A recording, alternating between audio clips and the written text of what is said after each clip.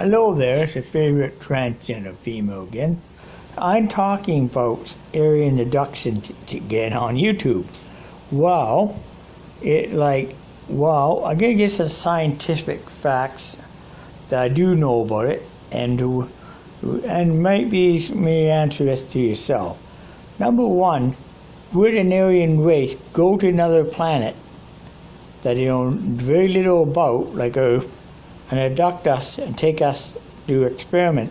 Yes, probably. No, they'd probably stay far, far away.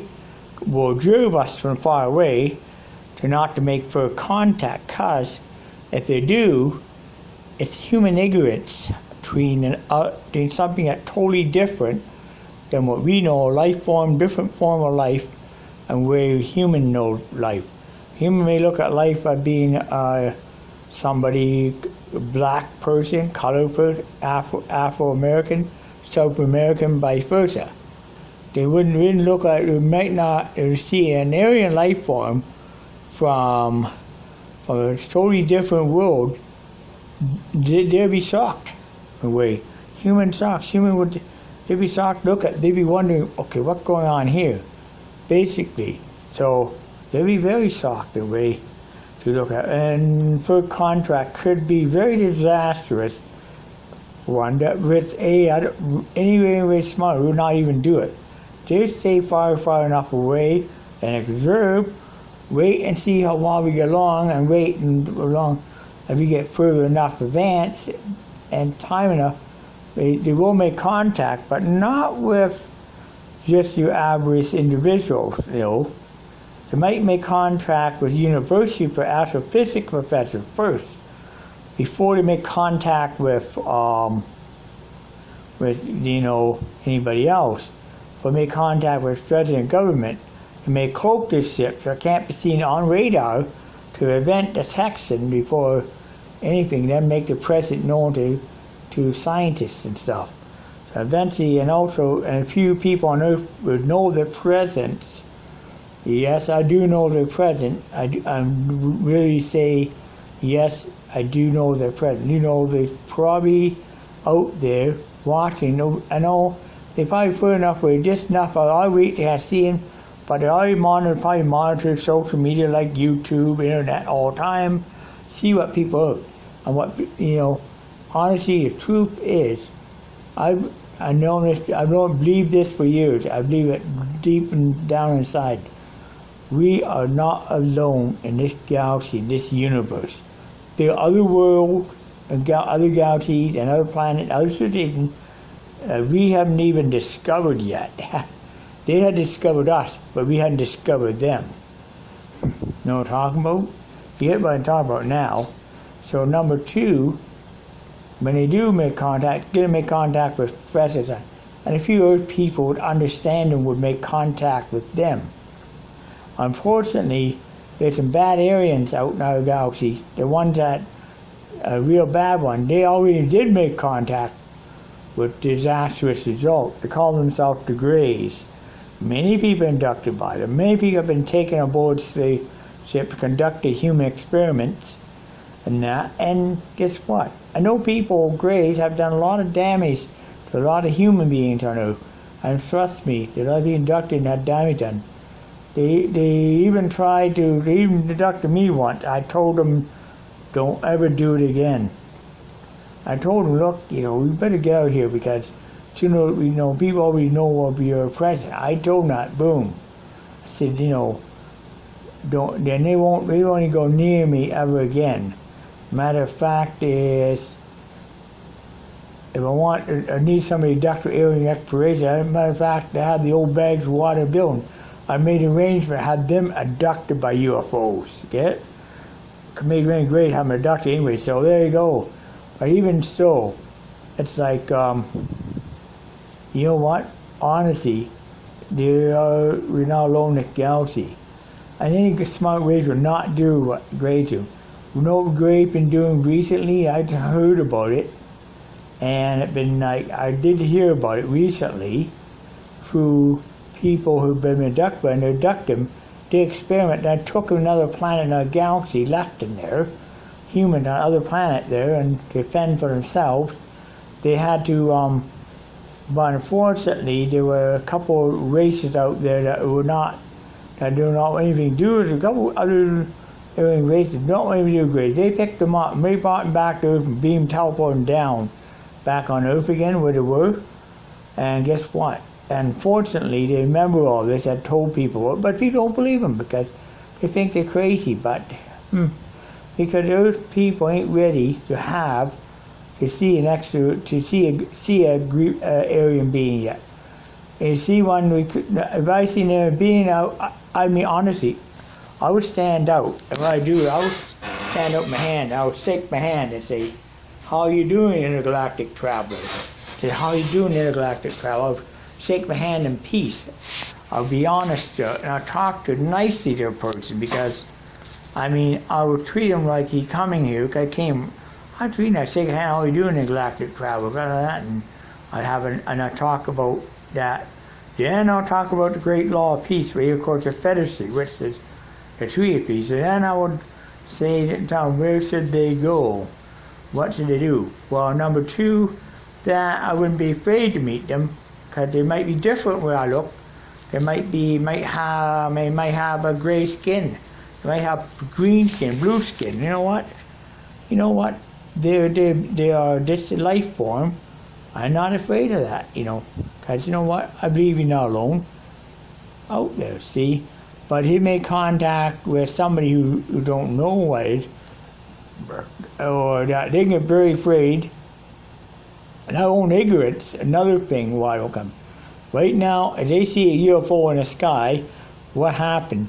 F-18 get launched off the nearest Air Force base. Canadian, U.S. American Air Force after launched off. Boom, they try to pound that thing with grenades, try to pound it with rockets and cells. They try to shoot that UFO down no matter what it takes. Unfortunately, problem is UFO, maybe they don't realize it, but the technology is more advanced than our technology. So their technology could cripple their technology could cripple an F-18 before you can get one shot at it. Think about it. Or they would try to go away real quick, and that's why they haven't made ground. And if they do that, it's only because it was an act. If it have a malfunction, that happened to. But honestly, be honest about it. They try not to make themselves known. They watch us, but not make it known to us. I look at night sky. I see hundreds of beautiful stars in the night sky. And they call ancestors looking down on us, which is true. They could be the other world, other sun, other galaxy, far, far away from us. But you know what? Honestly, where there's a sun, there's life. Without a sun, there's no life. Without a sun, without so much supernova, you know what happens? This planet would go in a very extreme deep freeze like we have never seen before, and but the gravity would of the effects of a supernova black hole would literally would suck a galaxy into a black hole. Therefore, nothing would escape. So anybody on Earth would be pretty extinguished anyways. And if we did have a supernova, actually heating furnace out with fuels that we burn that gas into would probably keep us warm for a few months. But after a few months, that supply can run out of fuel, because no sunlight is dark, all that. And it's going to be so cold, we would not be able to go outside. Furnaces will wear and burn out, cars with ice will freeze. We're not. The worst thing that could happen is we could have another glacier. What could happen if we have another ice age? Today, people will totally ignore the effects to it. Scientists will look at, that's just bad weather. You start to have hail, and they start rain, and all rain, all hail, and they start to have like ice. And then all of a sudden they start to have snow come down. All of a sudden they have snow, and it's falling. It keep falling, the wind is blowing, it keep falling down. That's a blizzard, and it doesn't let up. It keeps going, go for days on end.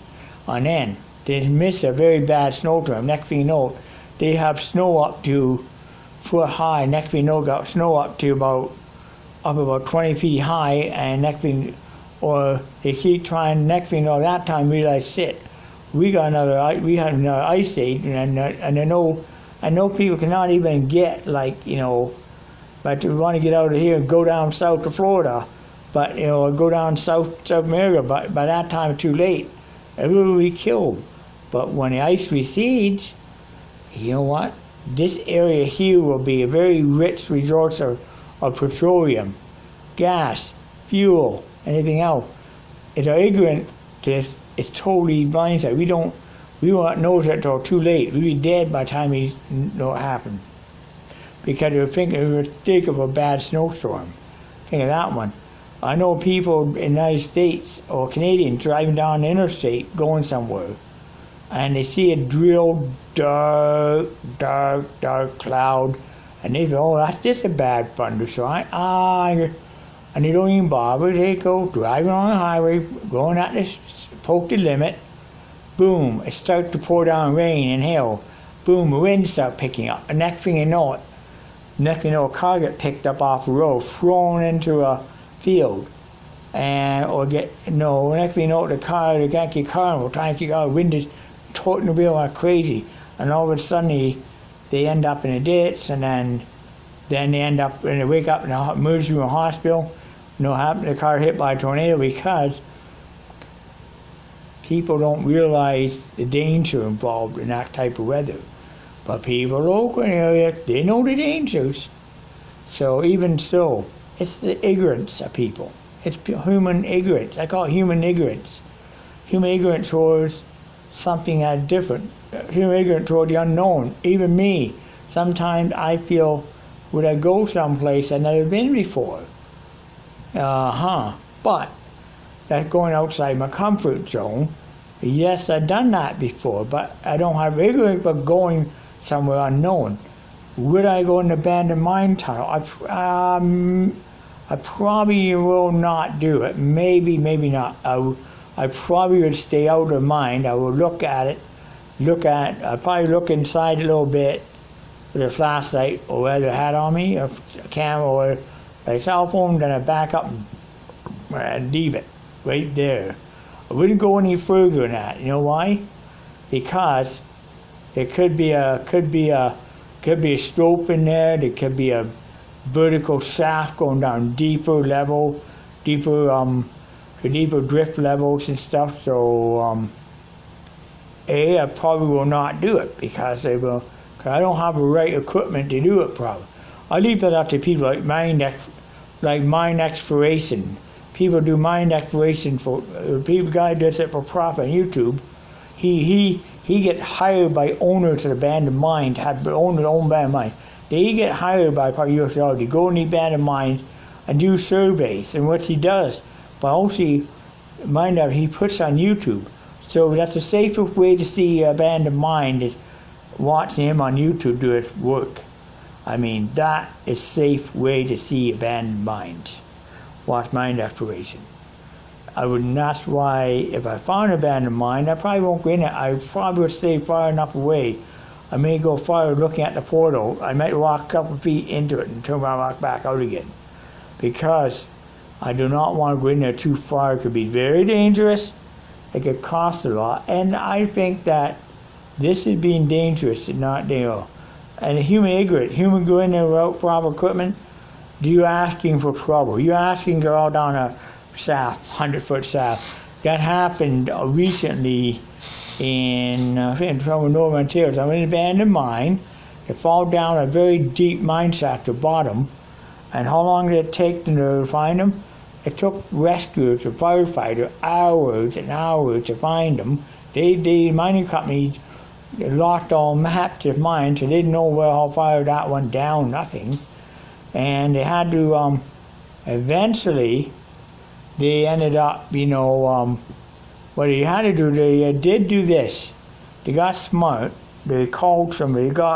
Did actually manage to get the big old, what they did do, got some phoned somebody at University Geology from Mac. They went to mine up in Timmins. They went down that shaft. What did they do? They found about the bottom shaft. Also, they marked and they started, also they mapped and started out all that mine and everything else. That band of mine been started and mapped out where it is, how far the tunnel went around. They after that, they started out after rescuing there. They started all out for their owners, so all the tunnels and shafts and whole drift levels and that were down there. Plus, there were several of mining equipment left behind that the owner didn't know about. And they went down and they cleared it out after the rescue, went and cleared it. But otherwise, the mine itself, then they filled it in after that to get it. Anyway, so, see, abandoned mines are dangerous. They're dangerous enough. Because you can fall down outside. If you don't have the right equipment, you can. People do mine exploration on YouTube. Their guys are professionals. They do it well. Honestly, if I'm down there and I'm in desert, I'm going to throw a abandoned mine, and they're there doing the battle, then I will come on the mine, I will throw it with them. They got the equipment to do that, Basically, so put it honestly, that if I did that, that's what I would do. That's the safe way of doing it. Even safer, just watching YouTube, a lot safer than just doing it, Anyway, so that's one thing. But so ignorant, going unknown like that, that's unknown. Or going up to the International Space Station for months on that total unknown. Going to Mars, that's a total unknown me. Of course, very unknown, be risky. Would I be unknown? I'm not afraid to do it, but would I do it? Probably not, because I feel I'd be too far removed, and I feel I feel isolated being away from Earth. That for years on end, it'd be very isolating me. I mean, in fact, I would not feel right being on Mars. So there, I wouldn't do it. Number two, seeing an alien being, would I be afraid of it? No.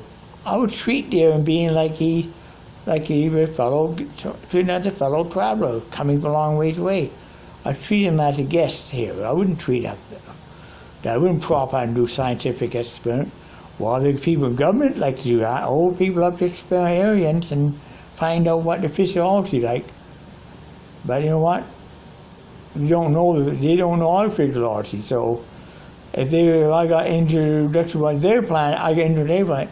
They know my physiology, so they can't fix me proper. See, they have to doctor to learn my physiology to do it. So different species, different physiology. It's like see what I'm talking about? So honestly, alien abduction, I wouldn't be afraid. Even if I would abduct a bear and I would find out why they didn't. One person tell them, you got no business to take me from my planet, my facing galaxy, to your spacecraft. No business doing that. Number two, I order you to return me back to Earth immediately upon doing so, or else, yeah. And to refuse to turn back to Earth, then I'd figure how to take over a ship, and if I take over a spaceship, and I will land the damn thing back on Earth, and I'll hand over the government and probably receive a Medal of the Year award, but I'll probably figure out how to, if I use an electromagnetic transporter, what would I do? I'll figure out how to use I'll figure out the transporter, and then I don't beam me down, I would figure out the coordinate they beam me from. We're going to computerized, transport to be computerized. I look at Captain Kirk, I look at Star Trek transport, can't be any different than that. All you have to do is figure out, all I gotta do is find a coordinate, beam down coordinate, where they beam me up from, and feed the beam down, go back into the transporter, hit energize, jump on a platform, and go, get it? And then just beam down to Earth. But that's exactly what I would do. You understand that?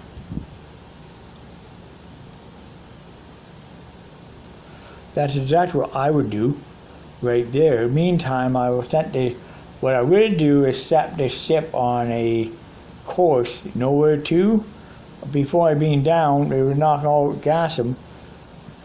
I knock them out on give them less air. Then I program the ship for, know what for? You know what I'm talking about? For a special, for the course. The course be set towards the sun. So it will fly into the sun, Earth's sun, and it will, and if they got atomic fuel, it got different core in the ship, a different core will disintegrate in the sun. It will it'll keep the sun burning for the next 2 million years, and for enough fuel in the sun to keep burning a couple more million years more. Anyways, so there. I just say planet Earth there. Anyway, so this is the end of the story. Blog over. Thank you. I hope you enjoy a wonderful and productive day. Don't get to tune me in Monday, 3 to 3:30 on PFNUFM, Peacemaker Journey. Go cfu.ca, the website, and don't forget to tune me in. Thank you. Have a wonderful, productive evening or day, wherever you are and listening. And remember, don't drink and drive. Take a taxi or public transit and arrive alive. Don't arrive in a casket.